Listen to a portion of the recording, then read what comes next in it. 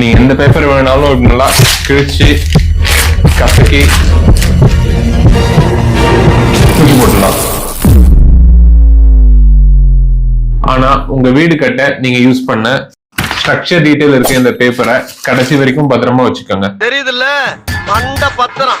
அது ஏன்னு ரெண்டு முக்கியமான ரீசன் சொல்றேன். ரெண்டாவது ரீசன் நீங்க கேட்டுட்டு இத்தனை நாள் இது நமக்கு தோணாம போச்சுன்னு நீங்களே யோசிப்பீங்க.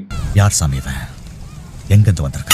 நம்மள நிறைய பேருக்கு நம்ம வீட்டுக்கு மேல இன்னொரு ஃப்ளோர் கட்டணும்ன்ற ஐடியா கண்டிப்பா வரும். சோ நம்ம எக்ஸிஸ்டிங் வீட்டோட ஸ்ட்ரக்சரல் டீடைல்ஸ் நம்ம பத்திரமா வச்சிருந்தோம்னா நம்ம இந்த வீடு கட்டும் போது ஃபவுண்டேஷன், காலம்ஸ் அண்ட் பீம்ஸுக்கு என்னென்ன ரா டீடைல்ஸ் யூஸ் பண்ணிருக்கோம் நம்மளால தெரிஞ்சுக்க முடியும். சோ அதை வச்சு நம்ம எக்ஸ்ட்ராவா கட்ட போற ஃப்ளோருக்கு என்னென்ன ரா டீடைல்ஸ் கொடுக்கலாம், இல்ல இன்னொரு ஃப்ளோர் கட்டலாமான்னு அந்த டீடைல்ஸ் வச்சுதான் நம்மளால டிசைட் பண்ண முடியும்.